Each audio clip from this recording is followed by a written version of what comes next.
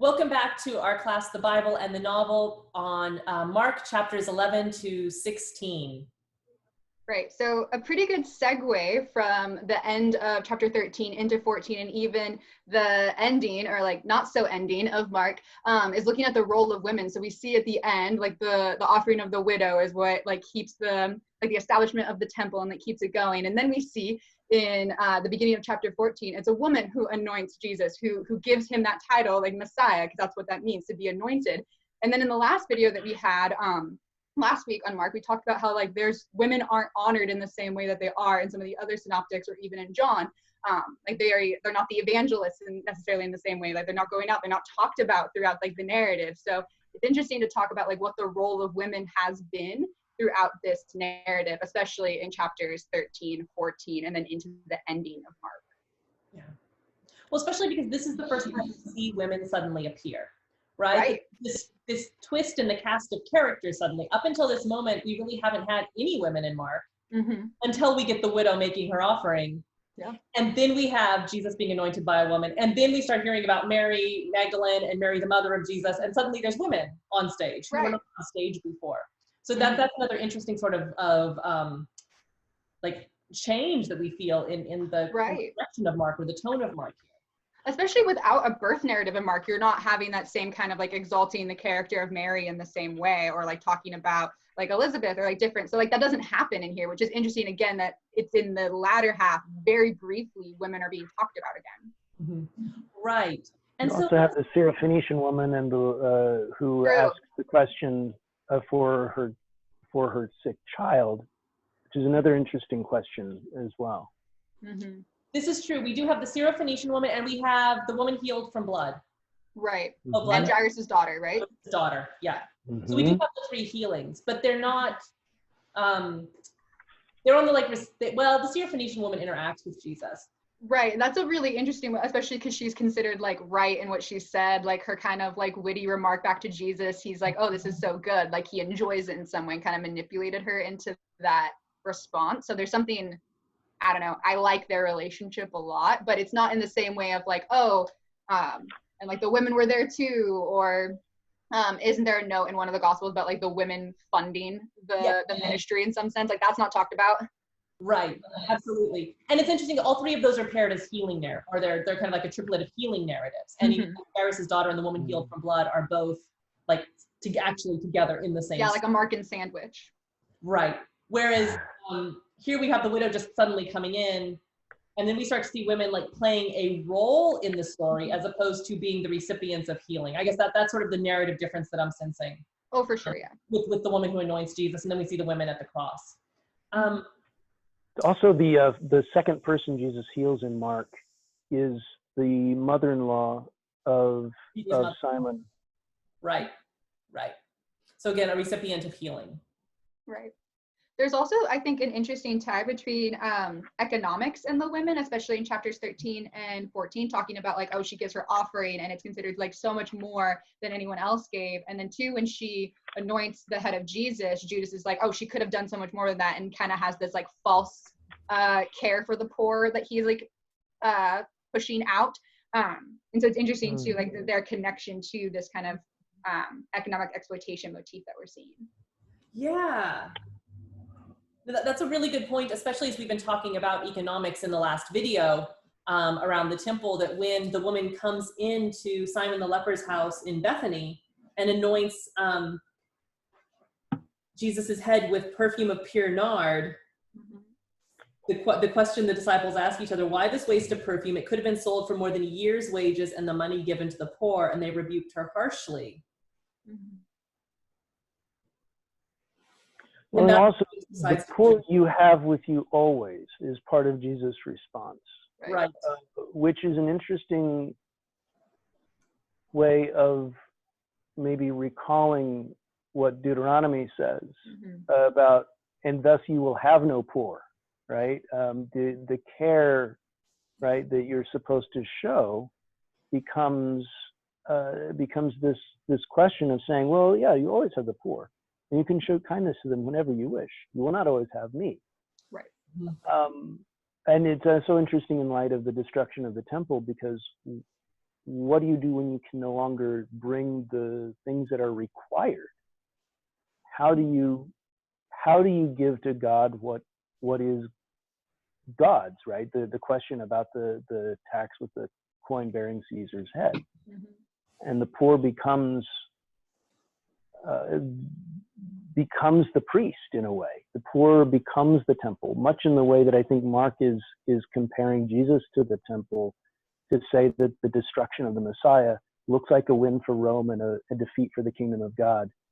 And nobody got it. But the audience is worried about the destruction of the temple, which looks like another win for Rome and a defeat for the kingdom of God. Rome 2, the kingdom 0. And yet, even that is not the final story. So I think there's an interesting way in which Jesus and the poor, Jesus and the crowds are being sort of connected very much to the temple. Yeah. And that the critique is not then about the temple, which everybody is very much devoted to, which is central to their understanding of what it means to be God's people, what it means to be Israel. And within that, a critique against a leadership that has somehow, neglected that. Mm-hmm. And of course, then that becomes a way to, draw the attention of the Romans and get you stuck up on a cross. But, right. Yeah. Yeah. I think it's also then something Jenna mentioned in the last video when we were talking about the fig tree and the idea that maybe all hope is not lost with that third appearance of the fig tree. It's not that the mm-hmm. fig tree is bad or that that it's the end, but when we end with the discourse on the destruction of the temple with the fig tree in summer, it is this promise of new life, this new beginning. And so yeah, this it's not Rome 2, Kingdom of God 0. Right. Mm-hmm. Don't read the signs that way, right? The mm-hmm. sign of mm-hmm. new life, of something new that's happening, and the poor you have with you always, which maybe you shouldn't even have with you in the first place if it done things the way you were supposed to. But this is a new site where you can pour out your generosity, your hesed, mm-hmm. where you can give to God the things that are God's through the poor, on the poor, as the beloved people of God. Mm-hmm. Yeah. Well, and also the little piece there that connects between the disputations over who has the right interpretation of Scripture, right? Is it the Pharisees and the Herodians? Is it the Sadducees who don't believe in the resurrection? And then Jesus gets his turn to challenge them about, are we going to have a Davidic uprising or not? And right between that and the observation of the widow with her coins, he turns to the crowd. As he taught, this is 12:38, beware of the scribes who like to walk around in long robes and be greeted with respect in the marketplaces. In other words, they're enjoying their status, mm-hmm. right? They devour widows' houses, and for the sake of appearance, say long prayers. There's nothing wrong with long prayers. It's for the sake of appearance, right? There's nothing wrong with scribes being scribes. It's their desire for honor. They will receive the greater condemnation. Mm-hmm. And it doesn't mean that everybody else isn't going to suffer too, which is the all too realistic effect of the siege of Jerusalem that's laid in 70, right? And Josephus says, right, the crowds are allowed to come in for the pilgrimage, and then the Romans seal off the city with the 3 legions on one side and Titus with a legion on the Mount of Olives. And this also sets up the question of the parallel between the destruction of the temple and the destruction of the Messiah. So, sorry, I'm really pounding that point in a little bit too much, maybe.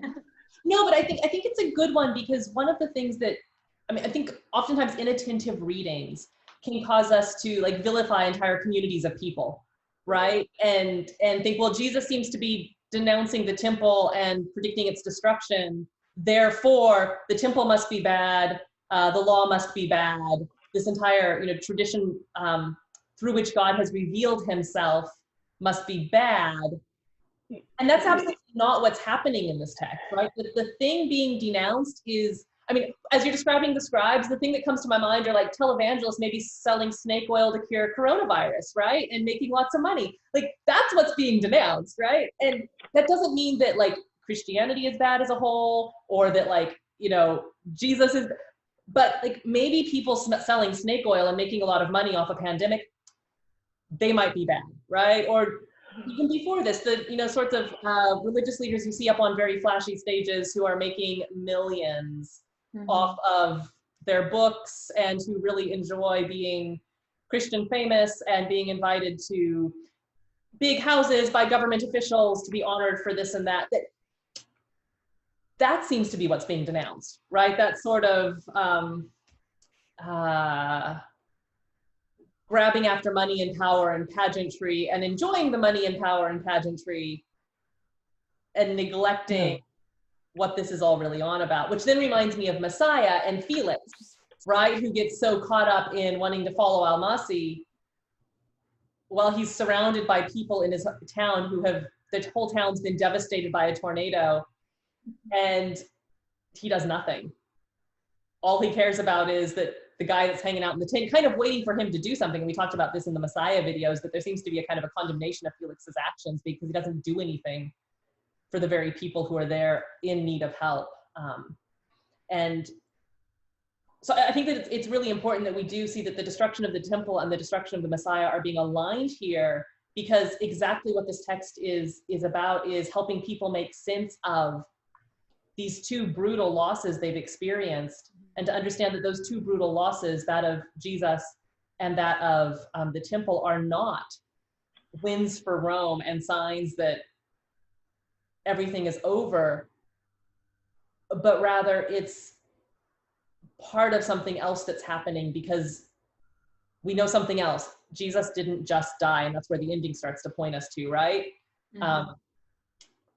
And if the temple and Jesus are being united in this way through this text, then even that destruction, the apparent scattering of God's people and the beloved community, even that maybe isn't the end of the story, right? The women are afraid, but we know what happens next. Right. If you buy that, what happens to the temple? What does Mark imagine happening to the temple?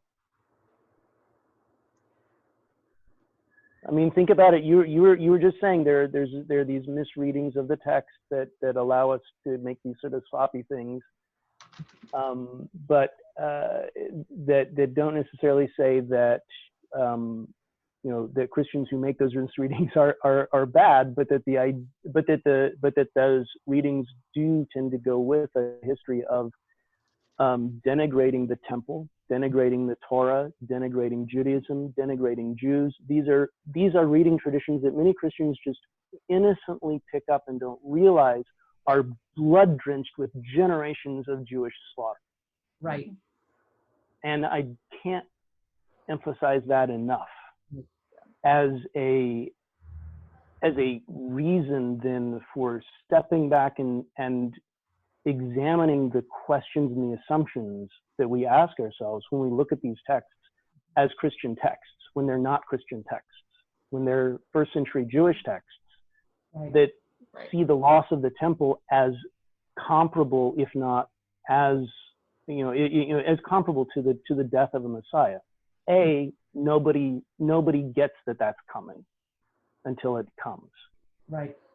B, right, Mark has Jesus trying to explain even to the most insiders, right? This is what's happening. And he said these things very plainly, right? And nobody gets it until it happens. And see what happens then with that very unsatisfactory ending, that we have all these manuscripts that try to add something else, right? Because we know these other gospels have post-resurrection appearances and Mark doesn't give us one. There's got to be something else than just sort of like, oh, there's an empty grave and some angels said to the women who came, go and tell. The one time people are told to go and tell, and then they don't because they're very afraid. And the audience, I think, is supposed to be like uncomfortable with that ending, because it's supposed to make them then reflect on, oh yeah, we're also very afraid And we see the destruction of the temple as a cross, as opposed to seeing it as an empty tomb. Right. So yeah. Oh, sorry, I'm way ahead of the. You've jumped way ahead, but I think that this reading starts to set us up for better readings of Romans and better readings of a lot of the rest of the New Testament literature around what Paul's imagining as an eventual restoration of Israel. Now, what that looks like in terms of like materiality and political arrangements and all that, I think. Mark cleverly does not try to answer that question, right? And I kind of like it that he doesn't.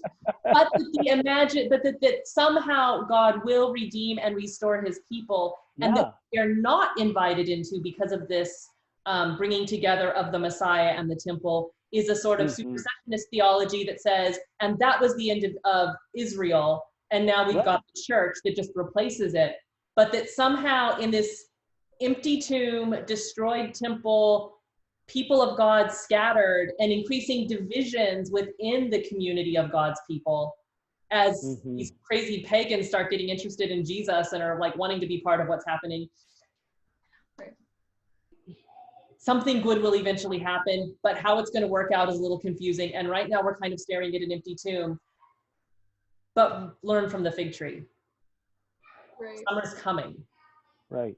Well, and I think too, something that you pointed out in that, like, these aren't Christian texts, they're very early Jewish texts. And so like learning and understanding that can help readers of the Bible now have more sympathy for the Sadducees and the Pharisees, like in their questioning and in their fear and in their doubt and like all that chaos. Like, cause like, again, imagine just like it happens in the show Messiah, if someone came and started dismantling things and having these like spectacles and these different shows, like you would be losing your mind. Like you wouldn't just sit there and be like, oh man, I'm going to be completely obedient. Of course, this is God. Like I would know it. Like, again, when people are like, oh, if I was back in that time, I would have like tried to stop Jesus from getting crucified. Like I wouldn't have let it happen. Like, no, you wouldn't have. Like you would have followed like the crowds. Like you would have been like understanding of like, oh, this is why these different like Jewish sects are like fearful of what's happening here, or like confused, or like don't really like it, or like are getting like aggressive towards what's happening, because not only is there like their religious standards and like the way that they view like God and themselves and their community being disrupted by what Jesus is doing here, but also their safety in a like community that is Roman occupied. Like they kind of have to like keep nice with the Roman officials. They have to make sure that they don't do crazy things like make a big disruption in the temple. And so I think when you I've always like read so sympathetically towards like the Pharisees and the Sadducees. Because like imagine if you were them. And like this happens even now, like when there are more like traditionally conservative churches and more progressive thought starts coming in, and some like younger like families move into like the church, like it disrupts things. People at the pulpit don't like it as much, and people are questioning like old ways of interpreting things. And it's not necessarily saying that like, oh, that church is terrible and it needs to go away. Like no, but like new things are being brought in, and not even necessarily new things, just like an innovative way of looking at very old things. Because what Jesus like we've said is bringing up is our like principles that are from like Deuteronomy and Leviticus and things that we see in the prophets. Like it's not necessarily that he's like changing and throwing away everything and like nothing matters anymore, because he quotes Isaiah in the Psalms all the time. So clearly it matters still. Yeah. And not only the prophets, but also the arguments there are over how to interpret the Torah. For sure, and yeah. That's an irrelevant conversation if how you interpret the Torah doesn't matter.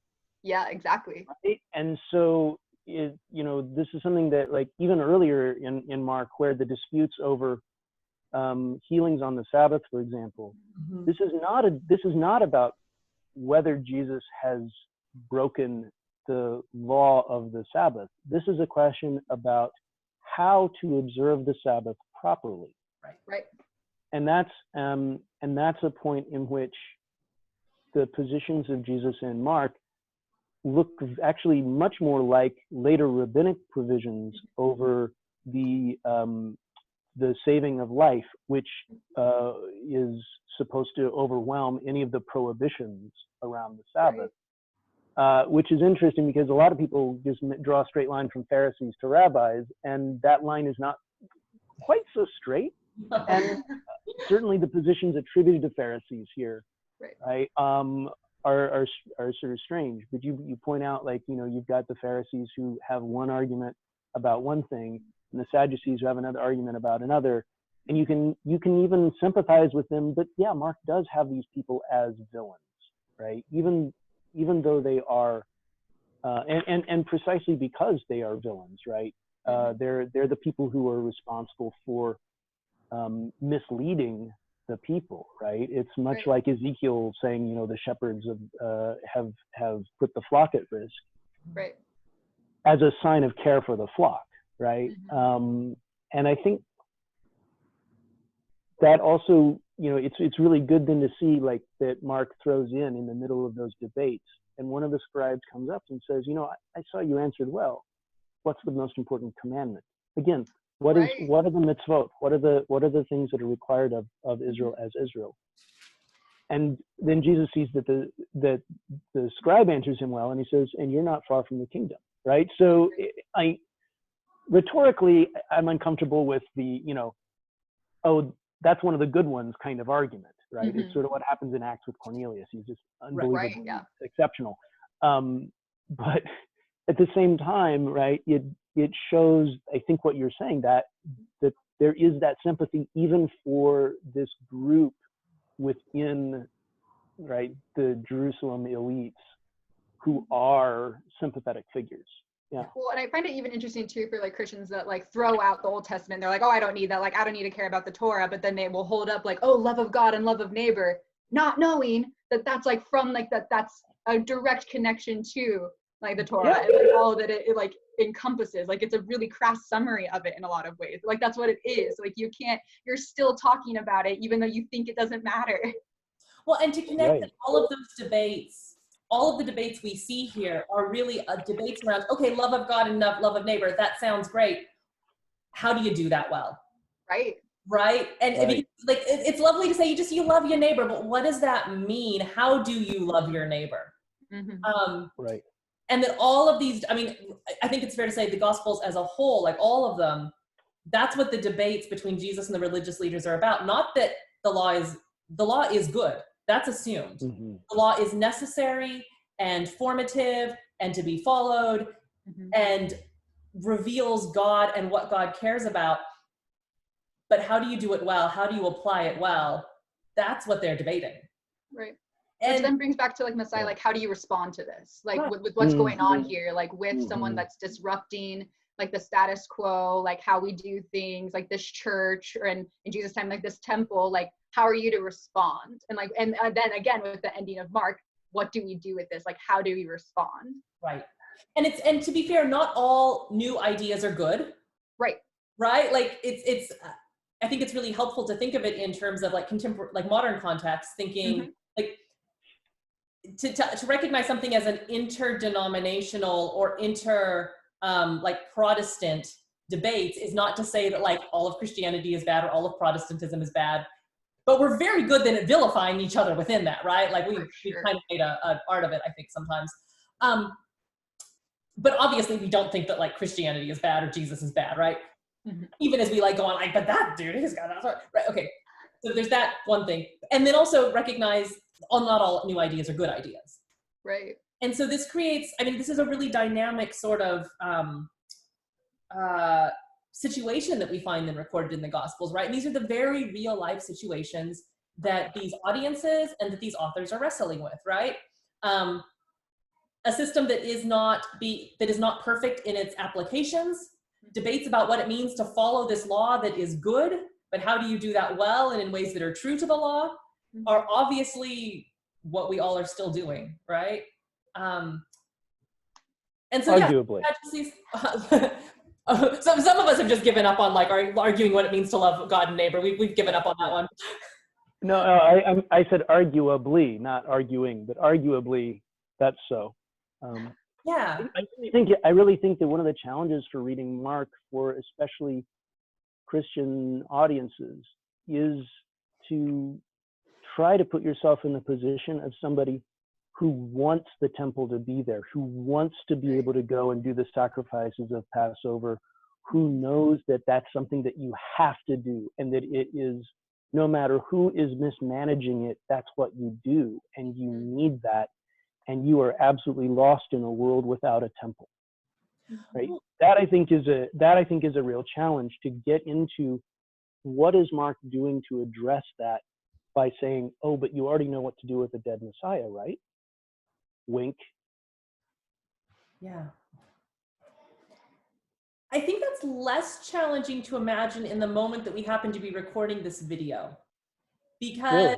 for so many of us, we've come from theologies that tell us, you know, you go to church, but you don't really need to go to church. What really matters is your personal little relationship with Jesus in the quiet of your bedroom. And suddenly it's Easter Sunday, and everyone's asking, what do we do for church? Because suddenly the absence of being able to do something that our theology has always said is like not absolutely necessary for love of God, the removal of it leaves people scrambling, right? What does it mean to do church if you're not together? What does it mean to be the people of God if the structures and ways that you've been able to do that are suddenly and violently and painfully removed? Yeah. So I think that that's actually like in some ways a very current sort of question. What does it mean to keep being the people of God when your sites for doing that are gone? Wow. Jess, that's great. I reminded David C. Coleman had a thing in Tablet magazine just like as early as March 11th, I think it came out. It was early in March, precisely about this issue of Shoal in the time of coronavirus or something like that. We talked about, like, you know, we can use Zoom for classwork or for school or for work like we're doing now, where presence isn't as central, it's sort of accidental to this. But what about our religious communities where presence is central to so much of what we do? Like, part of the point is actually being there with each other. And so that this is really making us think about those questions. I think that's, yeah. Thank you for something like the Eucharist, right? How do you celebrate the Eucharist without a priest and a church and all you know, the things that make it the Eucharist? I mean, that's been a huge conversation among, you know, some of my Catholic friends and Anglican friends. Like, you know, what does it mean to do that? Well, and I think something that like we need to remember is that, like, for us in our situation right now, like, this is the first time that a lot of like Christians have had to ask those questions of like, how do we be the community of God without a church? But in this context, like with this temple being destroyed, this is the second time that this temple will be destroyed. So this community has already gone through this, has some sort of like model of like how to do this and how to continue being the people of God in some way. So they're kind of having to like revert back and be like, okay, like what did we do the last time that this happened, that we were overthrown by like more oppression, and that we had to figure out how to continue to be like diligent followers. Like, how do we do that? And so which is kind of like a more painful, I think. Like, if it happens the first time, you're kind of like, oh man, like this is all new, like we'll figure it out together. But when it happens the second time, you're like, really? Like, again? Well, you're totally right, except Brandon's point about you already know what to do with an empty tomb, wink, wink, is it the same as the last time? Or is part of what Mark's arguing through this entire gospel, it's actually not the same as last time. This isn't just another exile experience. Right. There's something new coming out of it or promised at the end of it. Right. That might be,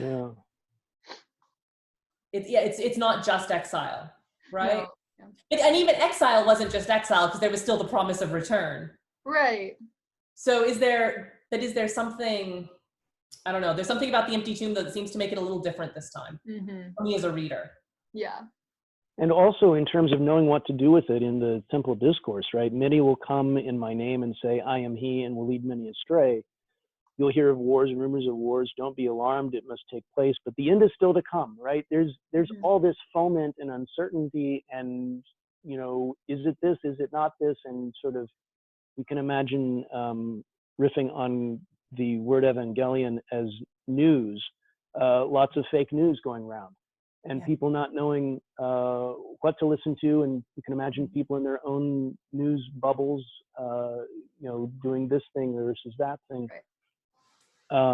Yeah, just because we have an experience of this doesn't mean, right, in some ways, Right. I think you're right, it does mean that yes, there are resources for how to deal with a world in which there is no more temple. On the other hand, there's also, I think, there are so many responses throughout the Right. Second Temple period that have been generated to address so many different issues that, again, you have, right, the Superman answer and the Batman answer. You have all of those different ways of, you know, Right. of thinking about what does restoration look like, and when do we know when we've got back.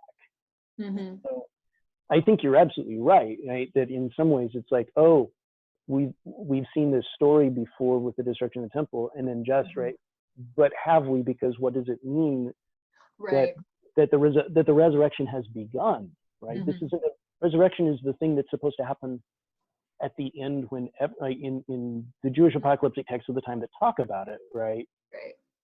It's not supposed to happen to individuals one at a time. This is the thing that's supposed to be the cosmic redoing of creation. Death itself will be undone, and life, unconquerable, is the result of God's good and just and right order being reset for Israel and the universe. And all of that comes out of the temple, which is why losing the temple is especially for people who are apocalyptically minded and and think that a resurrection has begun.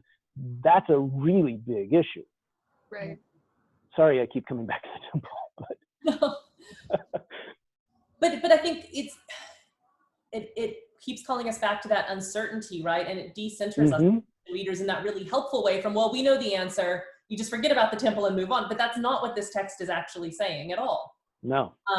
It's calling us into that moment of, so what do we do now if we know that the resurrection has begun and the temple is destroyed and we are afraid? What do we do now? But the whole way through, we as audience members have been on the other side of that dramatic irony, right? And known things that the rest of the characters don't know. So if we've been following along in the sort of rhetorical game the text has been inviting us into, then we should look at the women who are afraid, and we do know what to do as a community. Like, that seems to be the way that the text is positioning us. Like, not as a, oh crap, what do we do now? But as a, we know this is something new is happening here, and that somehow it's not Rome 2, God 0. Somehow it might be God 2 and Rome 0. It just doesn't look like it yet. Right. And our job is to do what the women are supposed to do. This is the beginning of the gospel. It's not the end of the gospel. Which is why I love the ending of Messiah. Sorry, spoiler, Brandon. When Avi is sitting there next to the plane, resurrected from the dead, looking at Almasi, also resurrected from the dead, reaching down and resurrecting another man from the dead, and Avi, the disbelieving, cynical, hardened agent, looking at him with kind of this look of like, what do I do now on his face? And that's where it is. He's watching, and he watches the other man kiss Almasi's hand. What do you do now? And so I think that's kind of what this text is like calling you to, but not in a hopeless way, but in a hopeful way. You've been on the other side of the dramatic irony, reader. So what do you do now?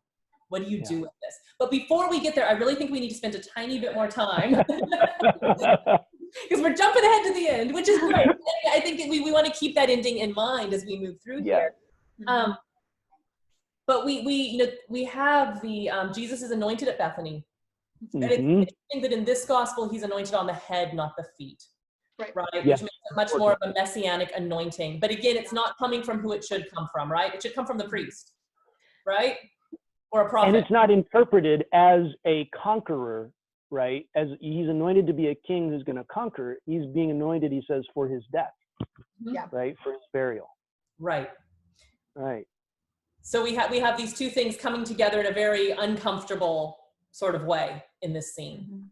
To be anointed is to be the one who dies. Right. And that may be already foreshadowed, right, in the resonance with the very beginning when the Spirit comes down and the voice says, "This is my son, the beloved," all that echoing of the binding of Isaac, right? Take your son, the one whom you love, Isaac, and offer him up as a holocaust on where I will show you. Yeah. And to be the beloved one, to be the one chosen, right? In the context of Passover again, where that whole scene in Exodus is set with Moses, go to Pharaoh and say, Israel is my firstborn son. Mm-hmm. Let my son go that he may serve me, right? And all of the conflict with the evil spirits, especially the legion of demons, right, on the other side of the Sea of Galilee, that get cast into the sea again, like you were pointing out last time with a recollection of the Exodus narrative, that to be the chosen, to be the son, to be not just the role of Jesus, but as the Messiah, so also perhaps a national crucifixion, right, is what the audience has just experienced. Right. And the idea that, living under Roman occupation was bad enough, but now what do we do? Yeah. Right? The destruction of the temple and the connection between that and the crucifixion for Mark, I think, is really central for how Mark is tying the role of Jesus to the role of Israel, and saying, as Messiah, so Israel. The resurrection has begun with the Messiah. The resurrection will continue with the people. God's vindication isn't defeated, but it will still come. Right. But this is, again, right, the beginning. The beginning, right. I'm sorry, I keep going to the end. You just want it all solved already. Don't we all? But first we have the Passover, right? So he goes and he celebrates the Passover. Mm-hmm. And again, we have this sort of funny thing, very similar to the cult, right? Like where he gives these very specific instructions. Mm-hmm. And then they do it. And he cryptically, while they were reclining at table, truly I tell you, one of you will betray me, one who is eating with me. And they were saddened, and one by one they said to him, surely not I. It is one of the 12, he replied, one who dips bread into the bowl with me. I've always wondered about that. Like, is everyone looking super careful then, like not to dip their bread with Jesus at that moment, or watching out each other, like who's, oh, you dipped your bread in with him, must be you. Like, it's kind of a weird thing to say, right? But then I think when we start to think about it in a broader context, like, no, it's one of you. It's one of you who's in fellowship with me. It's one of you who's here sharing this meal with me, right?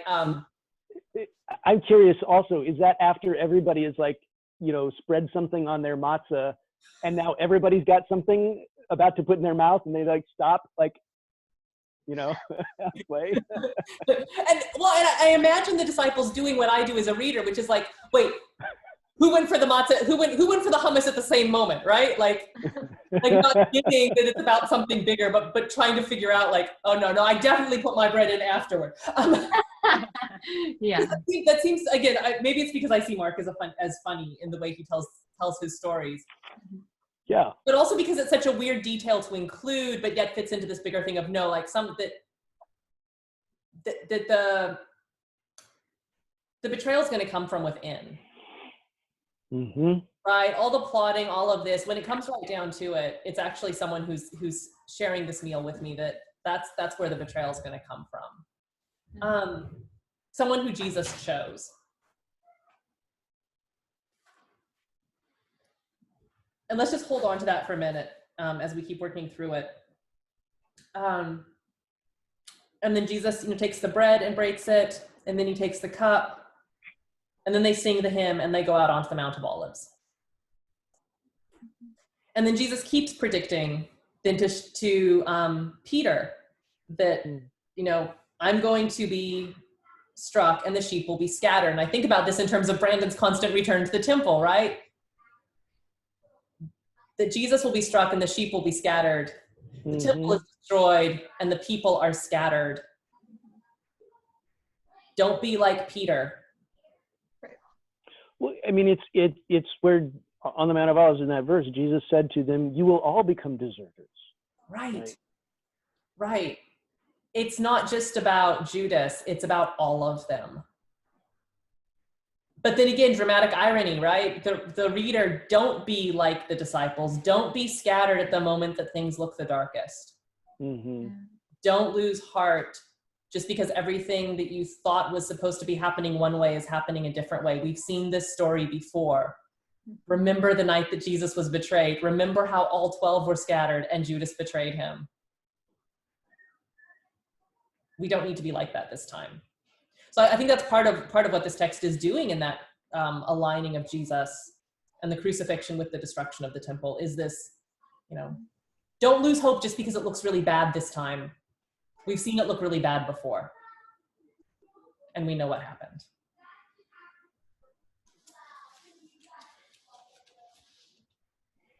It also, I think, kind of gives this, reminds people not to be overly confident as well, like the bravado, right? I won't deny you. I certainly wouldn't do that. Yeah, you probably will. Yeah. Well, is it also the one of the last things on the way to Jerusalem is that the sons of Zebedee try to kind of get a favor aside and say, hey, can we sit to your right and your left? And he says, well, can you eat? Can you drink from the cup I'm going to drink and be baptized with the baptism? And he said, oh yeah. And he says, okay, good, that'll happen. But who's going to sit at my right and left is already determined. It's not up to any of us. And then he turns to the crowd and he says, this is how the Goyim think. Yeah. This is how the Gentiles think, right? This is not so for you. Whoever's going to be master must be servant. Right. So I don't know. I think it's interesting to see that again, making the sympathy with the insiders because they're so eager for the kind of power that is critiqued by the arguments with the Pharisees and the temple authorities. Yeah. So also a check on in your desire to see one system of power disrupted, don't buy into it and want to recreate the same system of power for yourself. And don't ruin this, and don't exclude yourselves, and don't put the community at risk by emulating the powers that are from without, right? By sort of trying to read all of those kinds of ways of doing power as Gentile, as not Jewish, right? And this is how we're supposed to act in Judaism, right? Yeah. Yeah. And then they go into Gethsemane. Mm-hmm. And they keep falling asleep. Yeah. And Jesus doesn't want to die. I'm thinking of the poor people watching this video. Falling asleep? Hopefully not. I think it's interesting. That's the problem with being a college professor, right? We always think we're really interesting. We're dissecting texts. I know. There's so many funny, weird things. And the disciples keep falling asleep. Now, again, in the disciples' defense, it's the middle of the night. They've just had a big meal with wine. Mm-hmm. I feel kind of sorry for them. It's hard to pull an all-nighter when you've got Red Bull and coffee and all those things to assist you, but a nice big holiday meal with wine. So they're falling asleep on him 3 times. My soul is overwhelmed with sorrow to the point of death. Stay here and keep watch. I also, though, wonder, with that sympathy in place for them, what they're doing during this passage, right? If a friend says that to me, my soul is overwhelmed with sorrow to the point of death, stay here and keep watch, I'm on the phone with them all night. Mm-hmm. Right? He's like, wow, that sounds rough. I'm kind of tired though. Can we talk about this in the morning? That's not the appropriate response to your friend, right? So there's something that feels really dissonant to me here as a reader, especially with that lead in. Any thoughts? Cassie, I know you had a bunch of questions kind of around some of the funny details going on in this whole arrest and garden narrative.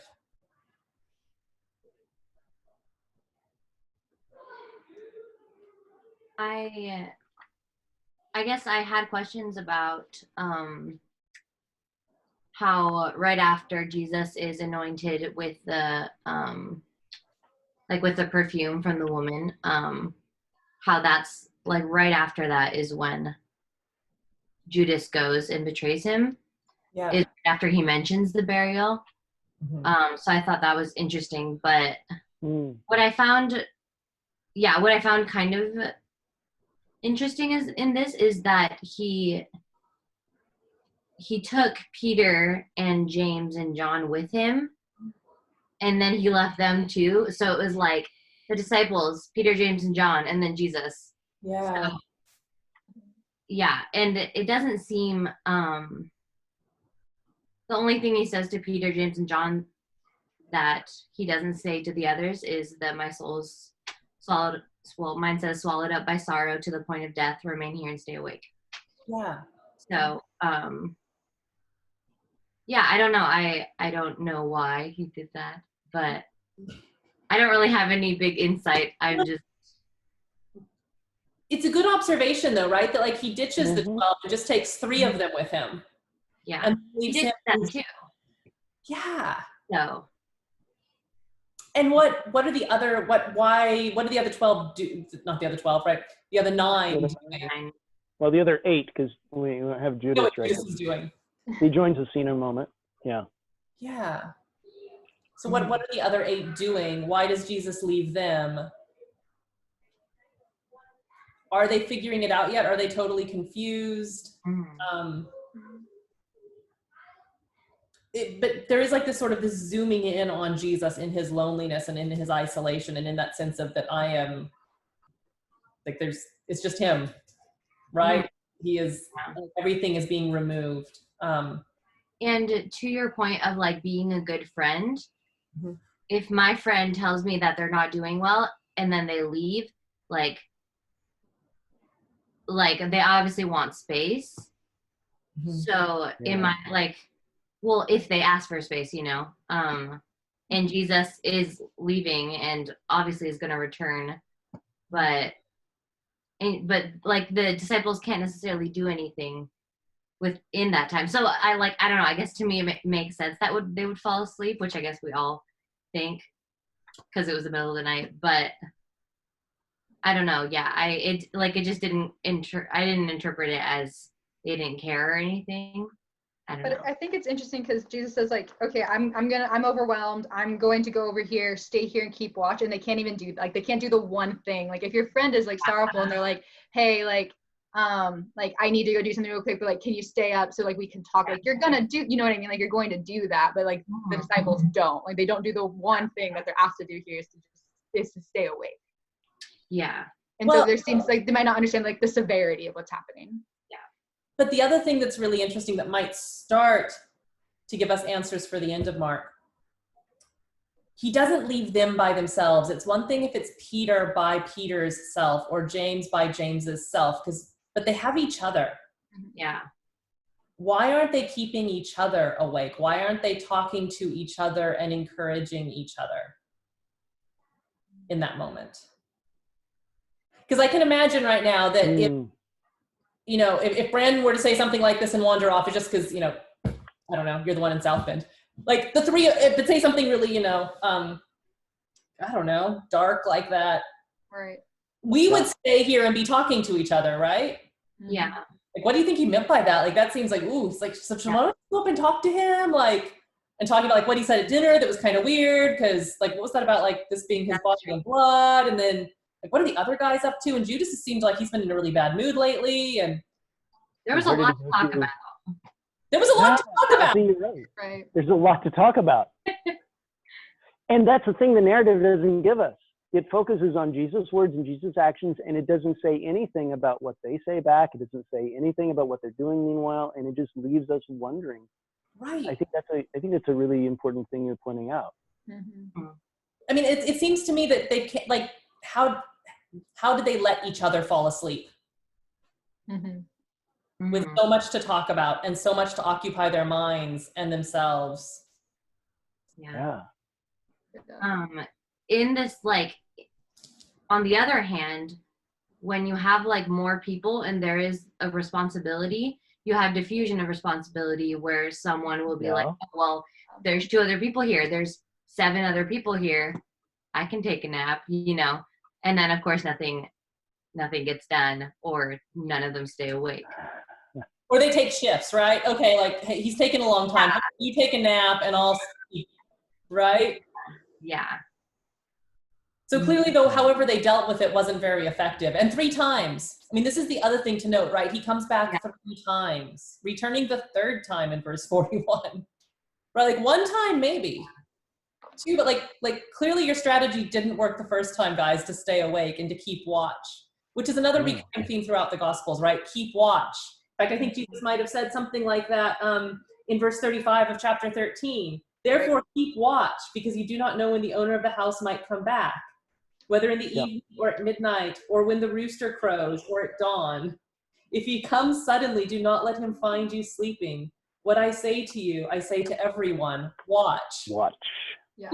I mean, we've got the middle of the night, we've got the rooster crowing, we've got keep watch. You don't know when he's coming back.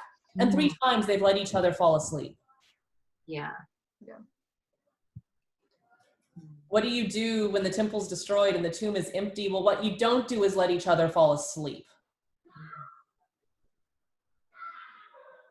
I don't know. That's my reading of maybe why he leaves them together but goes off. Like there's like an enactment of all of this happening. I don't know. But then the action starts, right? Just as he was speaking Judas, one of the 12 appeared, and with him a crowd armed with swords and clubs sent from the chief priest, the teacher of the law, and the elders. Judas kisses him. They seize Jesus and arrest him. Somebody gets their ear cut off.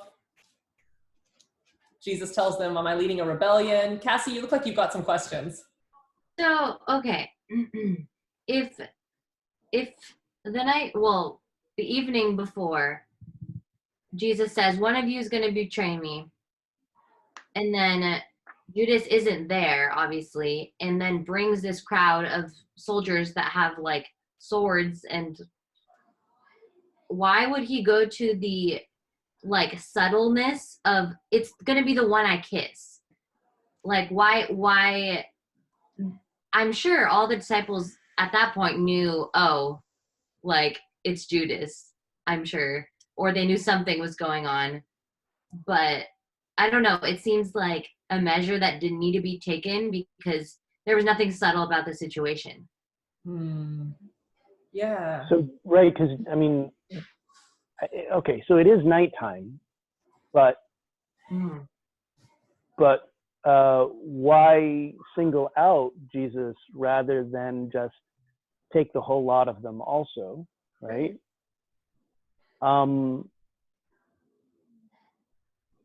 And if people can recognize Jesus, I mean, surely people can recognize this guy who's been causing a scene every day in the temple for the last 3 days.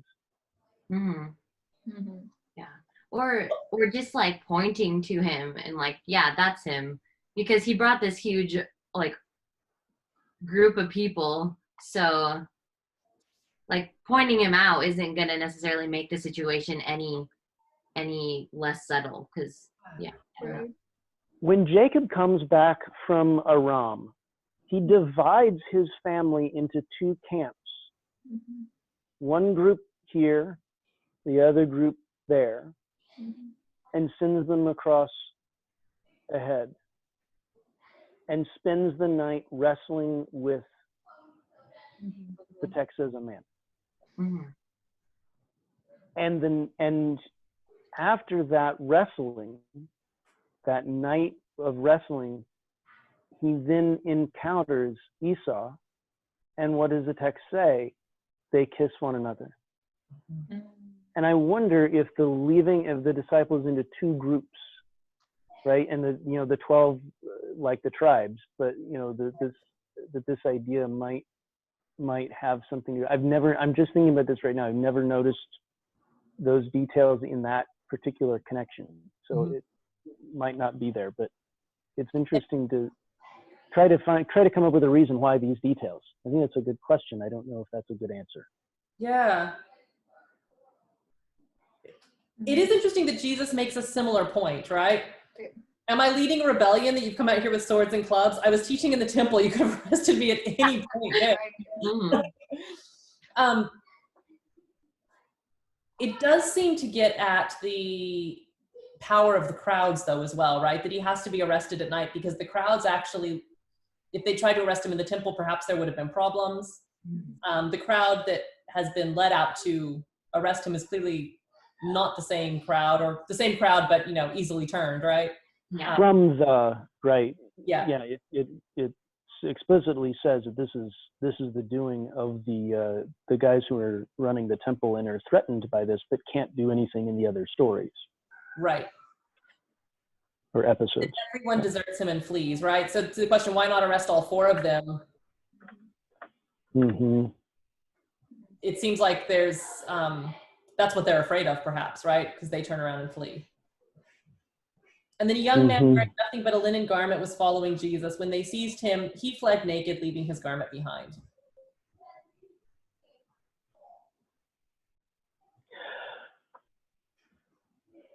Well, okay, so maybe that's, again, thinking of the Genesis stories of the patriarchs there, maybe that's a Joseph moment rather than an Eden moment. I was thinking an Eden moment earlier, but now I'm thinking of this as a Joseph moment. Okay.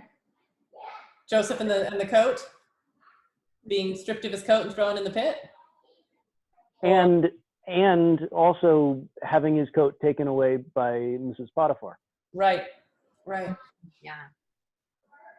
I think it's symbolic of being like exposed and defenseless and then like running away. Like I think so. I think it's supposed to be like symbolic of the disciples and like this is how they are now. Like they're naked men who are following after Jesus, and now they're not. Yeah. Yeah. Which again, why was he wearing nothing but a linen cloth? What? It's a hot night. I don't know. I don't know. Thinking about aligning it to the audience, right? This is the feeling exposed and vulnerable and not knowing like where your community is or what your community is supposed to look like anymore. That feeling of being stripped and vulnerable. And again, like, the question, I think that the text leaves it open there, like, does he do the right thing running away, fleeing? Fleeing, is that the right move right there? I don't know. And I don't think that the point is to ask us to condemn him for running away, but to rather to say, like, we've been here before. People have felt this way before in that other story, remember? So you don't have to. Also, the abandoning of your garment is a sign of the extremity of the threat. For the you really, survival is more important than dignity at this point. But also, I'm jumping ahead with this, but also, what do we do with the scene at the cross, where all of the action is taking place in this spot outside the city, and then that one verse just like zooms back to the temple, and inside the temple where nobody else can see, and it tells us that the curtain temple is ripped. And then it comes right back to the centurion who sees all these things and makes this declaration. I wonder if the fleeing and leaving the garment is an expression of not just the extremity, right, of the situation, but also recollects the idea of tearing one's garment as a sign of grief, right? It's one thing for somebody to grab my garment and I run off in fear. It's another thing for me to rip my garment, right, as a sign of of utter devastation and grief, and nothing else matters, right? And if so, then what is the yeah?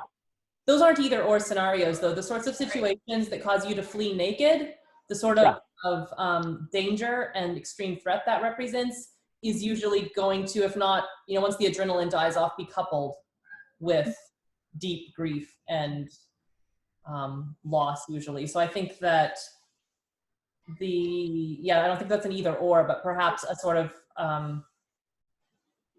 image that gets us at the extreme threat, the extreme fear, and the extreme grief that Jesus's followers are experiencing in this moment, right?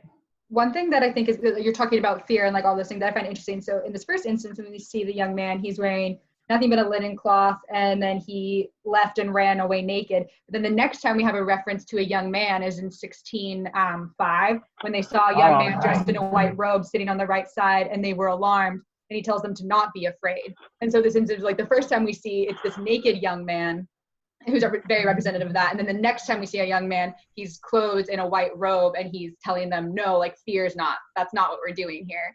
Like, you're looking for Christ. He's no longer here. Right. No, that's wow. Jenna. I like that. Nice. Yeah. Thanks. Well done. Yeah. We made far more sense of the naked guy than I thought we were going to, I have to. Yeah, honestly. Even that detail means something. Wow. No, I think that's right, that we are not running away naked and in fear. Right. That's not the situation that we have. Mm-hmm. Clothed in white. Is it clothed in white linen? I think it's dressed. Yeah. I was in the NRSV. Sorry. Dressed in a white robe, sitting on the right side. Mm-hmm. Yeah. Dressed in a white robe. Mm-hmm. And like, he's the evangelist. You're like, don't be alarmed. You were looking for Jesus, the Nazarene, who was crucified. He has risen. He is not here. And then he goes and tell the disciples. Mm-hmm. And that's the point. That's a really good point. He's the evangelist in this one. He is the one who announces the resurrection. Yeah. And there's nothing explicitly saying that, because in 51, a certain young man, and then they saw a young man. So it's not necessarily linking that these are the same one, but you can speculate that maybe they are, that maybe like this man that was like naked and afraid is now like dressed in white and telling people like, no, like there's no reason to be afraid anymore. Right. Well, there's certainly a like an auditory illusion between the two passages. So if you are listening to this read, the last time you heard a young man, and now you have a young man again, and so there's almost a like, just because you were the young man who ran away scared, now be the young man who's dressed in the white robe and announcing the resurrection. Like that the young man's story doesn't have to end running away afraid. Which is even interesting back to like the fig tree, talking about like, oh, like this withering fig tree, but like, oh no, this fig tree that's like blooming in like the summertime and it's doing so well and it's like flourishing. So this naked man, but now this man that's clothed in white. Right. And so I think you see this happening a lot. Like this one thing that you think it's going to be this way, it's not going to stay that way. Right. Well, and we've had so much of that in this gospel, right? All these expectations and hopes that you have, you think it's going to be this way. Well, no, actually it's going to be very, very different and hard and painful and horrible. Mm-hmm. But all your expectations that things are going to stay hard and painful and horrible, and that this is the end, and that Rome has won against Jesus and against the temple, that's also wrong. It doesn't have to stay this way. That is also not the end of the story. Your expectations here are wrong as well, as you know, reader, because you've been on the other side of this all the way through. And so what do you do with the empty tomb? And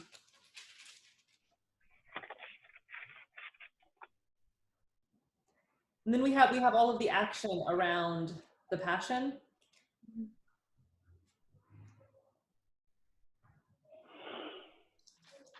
And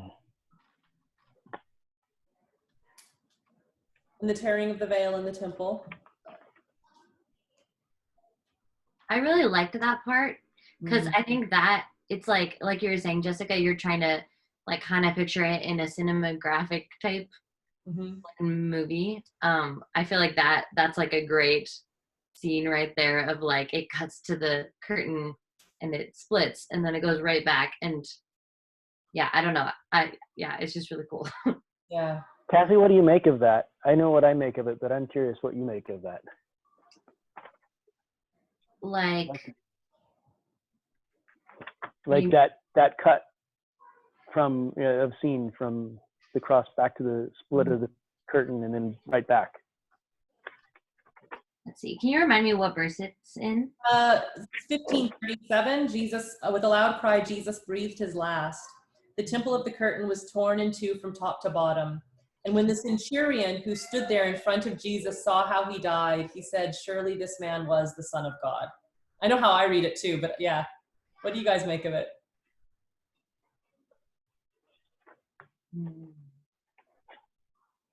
Because it's a really funny cut, right? We're there at the cross, Jesus dies, cut to the temple curtain being torn, cut back to the centurion announcing this was the Son of God.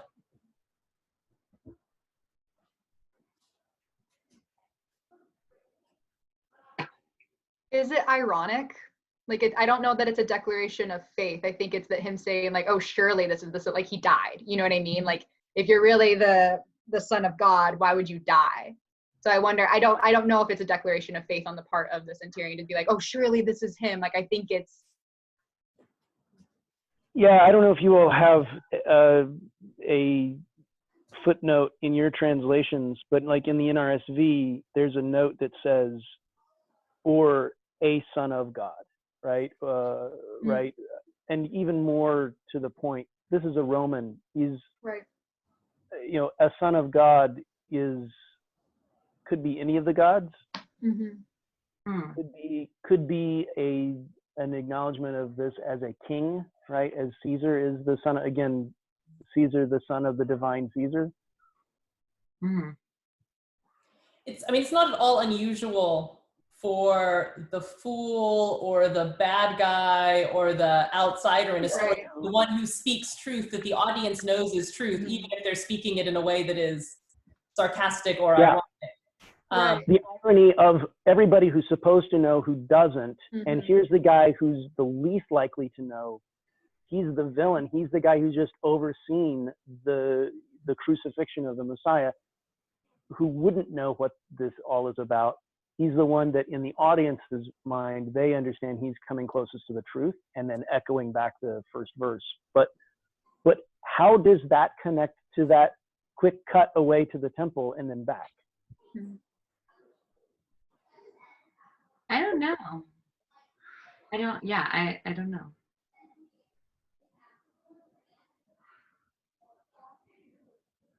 Any thoughts, Jenna? Some, but none that I don't have a fully like figured out thought necessarily. I don't know. So I've grown up with one reading that I think is wrong. You tell. Have you also grown up with a reading you think is wrong, Brandon? I'm gonna guess we have the same one. Does it import Hebrews into this? Yes, it does. It imports Hebrews into this and makes it all about entering the Holy of Holies, that God has now made access to God's self without the temple or the temple system or, yeah. Can you bleep or edit something out of this? Like, it's too hard. Okay, never mind then. We have to afterward. Yeah, everyone who's watching this is going to really want to know what we didn't include in this cut right now. I have very strong feelings about that as a really terrible reading. Go ahead. Well, no, I agree completely. I think it is a really terrible reading, and they'll make the argument it's torn from top to bottom, which is a sign that God is giving everyone access now. But I think that the cut between it being the Son of God, like that being announced by the centurion, whether he's saying it sincerely or ironically, it's grief. It's God tearing his own robe in grief over the death of the beloved. It's God mourning what he has just experienced within the divine life. It's God's that is, I think, the Jesus breathes his last, and that is the moment of God's deepest suffering with us and for us, is in experiencing the death of the beloved Son, and he tears his robe. What is the curtain in the temple, right? Like, that's the whole thing. What does the curtain have behind it? The ark, the Holy of Holies. The temple, it does. That's right. It's where God is present on earth uniquely.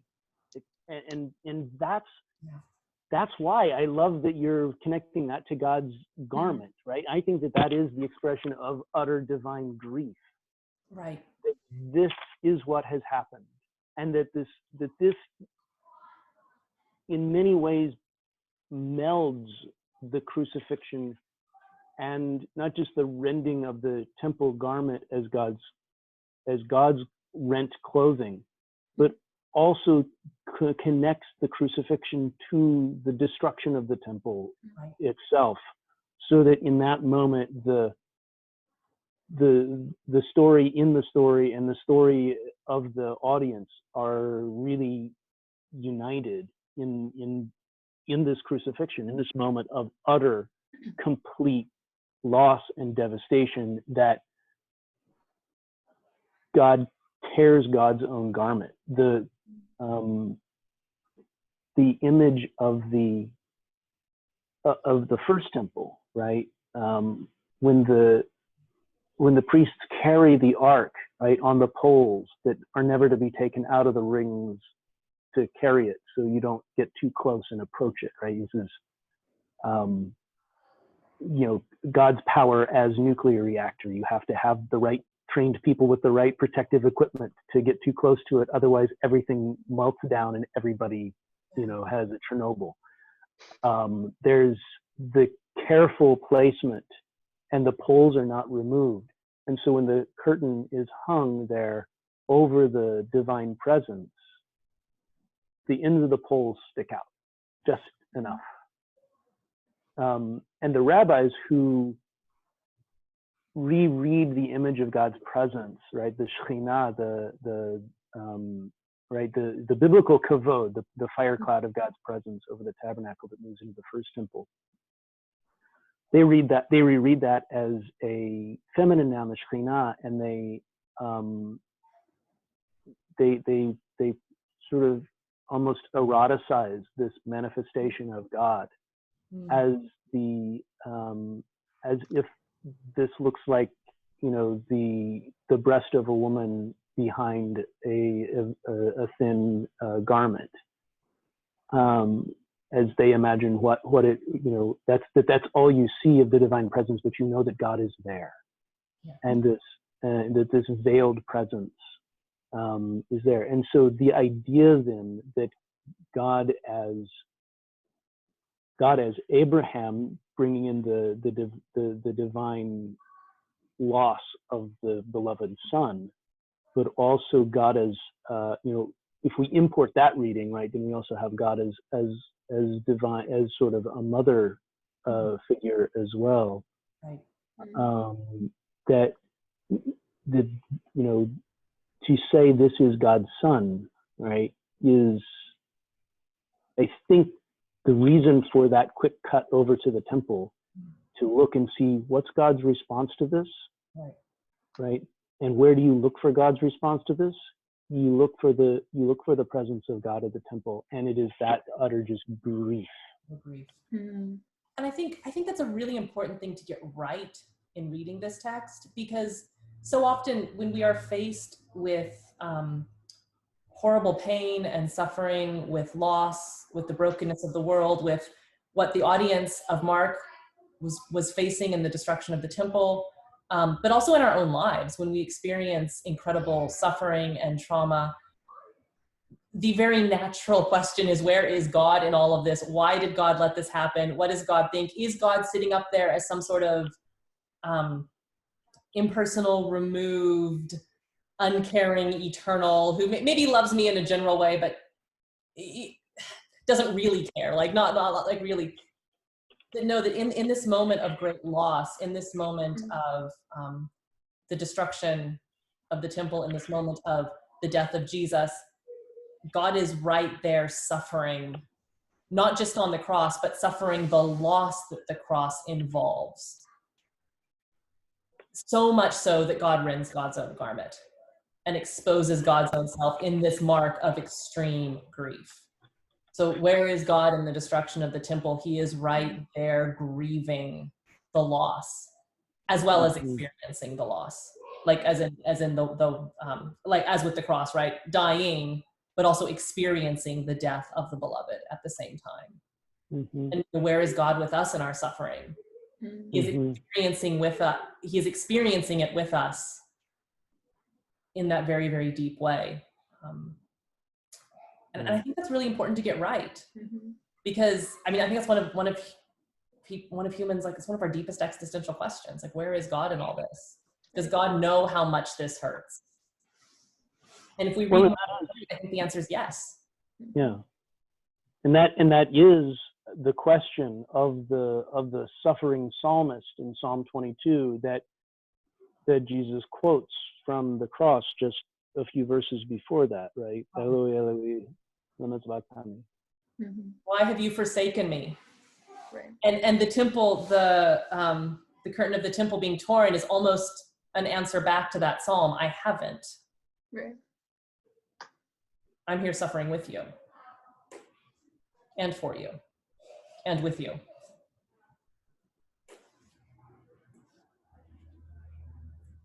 And then they take down Jesus's body and they wrap it in linen and place it in a tomb. And I can't help but hear the echoes.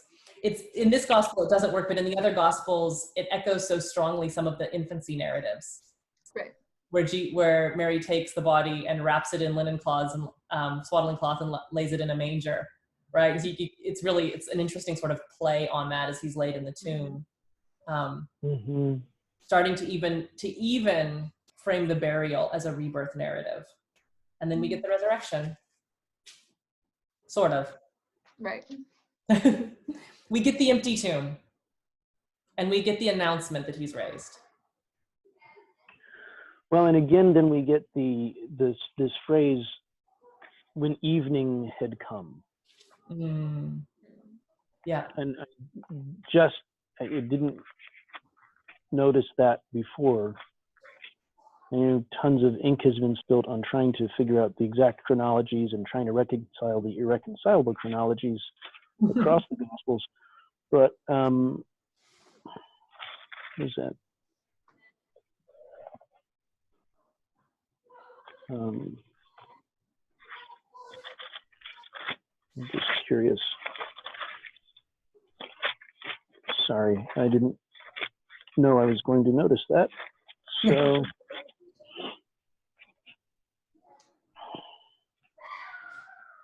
Well, it's not phrased the same way, but so maybe that's a false. When you start looking for patterns, sometimes you find things that aren't. What's that? Are you looking at 1542? So evening approached? Right. Yeah. And I was just wondering if that was going to form a little inclusio, but maybe it doesn't. Or what did you call it? A Markan sandwich? Yeah. Yeah. I mean, it is interesting. I mean, part of the reason evening's approaching, right? They want to get him down from the cross before the Sabbath. That's the, the traditional reading. There's also something though in these sort of evening beginnings, right? And just thinking, and I think this is maybe more apparent to me because I'm reading it from a tradition that doesn't mark the beginning of a day with evening. Yep. The dawning of a new day is the dawning, right? There's something in the way that these things are happening at evening, and darkness is the beginning. Darkness is the beginning of the day. And the 3 hours of darkness after the Passion too. Yeah. I've never heard anyone talk about that, so I don't know. Say that again, Cassie. So it says after he's crucified that there is 3 hours of darkness. I don't know where it is, but let's see. Well, so okay, it calls us back to Genesis 33. Sorry. Verse 33, noon, and Yes. darkness came over the whole land until 3 p.m, and at 3 o'clock Jesus cried out with a loud voice. Oh yeah. So right before. Right. Okay. But yeah, Go ahead, Brandon. Well, no, I mean, it's interesting that in the middle of the day that this darkness comes. Yeah. Yeah. I think it's declaring that there's some sort of like crisis over like the natural order that God has set forth. Like it's kind of proclaiming like things are happening out of order. This is not how it's supposed to be. Like it's kind of showing that like chaos has come back in some sense, and like, oh, that morning of God, like this isn't what should have happened or what's supposed to happen kind of thing. I think that's maybe what it's getting across. Right. Chaos has come back. And I think that's what I was getting at with the things starting in the evening, things starting in the darkness, right? That so often the way we think about darkness and even the darkness of the crucifixion, like, you know, those 3 hours of darkness, is that this is the end of something. This is bad. This is the destruction of something that was there. But there seems to be this kind of flipping that's starting to happen in chapters 15 and into 16 that says, almost says like, no, this darkness, this chaos is where things begin as well. Then I'm thinking about that back to Genesis 1 and the waters of chaos at the beginning, right? That yes, it looks, and again, it's this, yes, things look awful. Yes, things are awful. It's not saying that it's not chaos. It's absolutely still chaos at the beginning.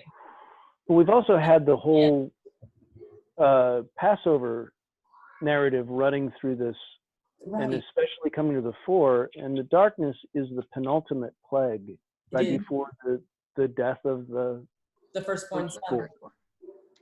Right, and the penultimate plague there in Exodus 10 is the plague of an unnatural darkness, not the natural darkness of evening and morning, or there was darkness of chaos and then there was created order, but the unnatural darkness that signals that the next thing is the death of the firstborn. Right. I'm also reminded of like the day of the Lord and Amos is talking about like, oh, it's shrouded in darkness and like there won't be any light. Like it's like this very like despairing kind of image. Right.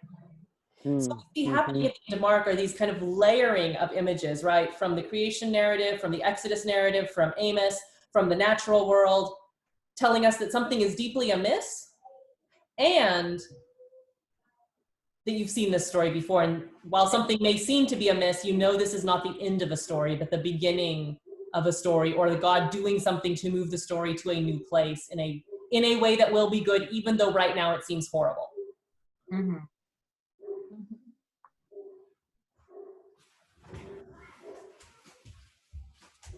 And then it leaves it up to the reader to decide what to do with the empty tomb. Right. Maybe I'm too influenced by the Mechilta here, but there's the connection again between the firstborn plague in Egypt and the binding of Isaac, right? Which is another one of those really tightly worded little stories, which makes the exceptions to patterns really stick out. Right. God will see a lamb. Where's the lamb? Right? We got everything else. Where's the lamb? God will see the lamb. Okay, fine. And Abraham lifted up his eyes, and behold, a lamb? No, a ram caught by its horns in the thicket. So he offered up the ram in place of or underneath his son. Yeah. And it doesn't say anything about what happens to Isaac. And we're left wondering because instead of going up together with Isaac, Abraham returns together with the young men he left behind. Right. And the angel meanwhile says, because you have done this thing and haven't withheld your son from me, and then reiterates the promise to Abraham. And so to see the death of the firstborn as another etiology for the redemption of the firstborn in Exodus 13, right? Yeah. Consecrate every firstborn to me. Why? Not because of the Isaac story, but because of the Exodus story, right? Because I didn't take what I claim, right? If God is the God of order and life, then God gets the first fruit of everything, including of you. Yeah.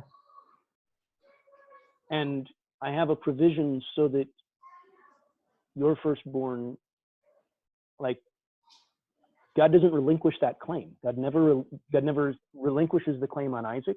God never relinquishes the claim on the firstborn of Israel. God provides the sacrifices as a way of redeeming the firstborn, to exchange back and keep your firstborn alive. Yeah. God still gets God's claim. God allows for something else to take that claim. And so, like, all of those connections between the Passover and the story of the binding of Isaac, Right. connecting with the way those two things I see being really informing how Mark wants us to rethink Messiah Right. as Son of God, as a royal title, isn't going to be the son of David, the conqueror, but rather the son of Abraham, the firstborn of Israel, the one whose divine favor exposes him to the sort of ultimate test of whether God really is the God of order and life. Mm.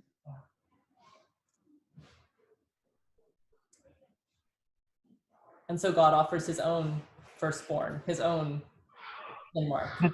That the plague of darkness suggests that this is the Passover where Israel gets to go free. Right. But it doesn't look like it because even the Messiah dies.